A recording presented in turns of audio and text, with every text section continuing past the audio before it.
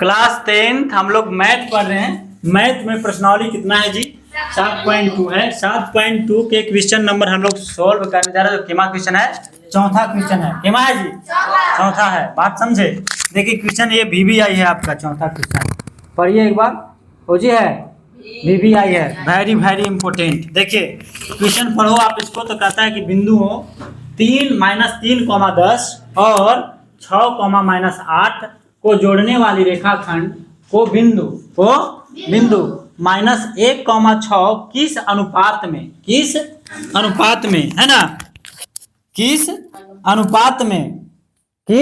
अनुपात में विभाजित करता है? क्या करता है? विभाजित करता है। चलो सबसे पहले हम लोग क्या लिखेंगे? हल।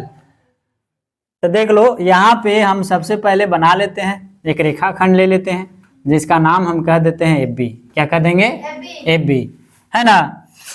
इसको हम कहते हैं निर्देशांक कहेंगे -3, 10 और इसको क्या कहेंगे? 6, -8। बोलो कोई दिक्कत है? नहीं। रेखाखंड को बिंदु कितना में अनुपात में विभाजित कर रही है?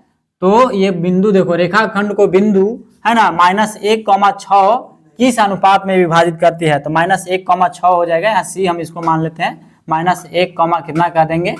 6। क्या कहेंगे? 6। बात समझे? इसको हम कहेंगे X1, Y1 और इसको कहेंगे X2, Y2। बोलो कोई दिक्कत है?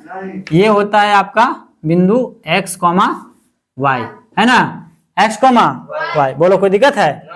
नहीं। तो यहाँ पे आपको हम कहेंगे, मान लेंगे कि माना कि है ना, थोड़ा सा कह देंगे कि माना कि M1 और M2 के अनुपात में क्या कर रही है? विभाजित कर रही है। बात समझे? यहाँ पे कह दो कि माना कि रेखाखंड को है ना M1 तथा M2 के अनुपात में क्या कर रही है? विभाजित करता है। विभाजित करता है। बात समझे? तो यहाँ पे हम लगा देंगे कौन सूत्र? विभाजन सूत्र। बात समझे?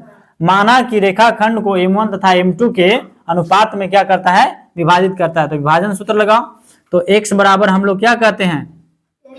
X1 M2 plus X2 M1 बट्टा में M1 प्लस M2, यही ना। चलो इधर ले लो आप पेज, आ जाओ। तो हम कहेंगे कि X आपको दिया है ना? कितना दिया है बताओ ना। ये X मैं पूछ रहा हूं, ये X -1, हाँ -1 बराबर। अब क्या कहेंगे आप? X1, तो X1 है कितना? -3 है जी। M2 नहीं पता। M2 पता है? नहीं पता। फिर क्या लिखेंगे? प्लस। फिर बताइए X2 कितना है? 6 गुना M1 पता है? नहीं पता, बट्टा M1 प्लस M2। अब देखो -1 के 1 लिखो आप, बराबर गुना करोगे तो क्या हो जाएगा?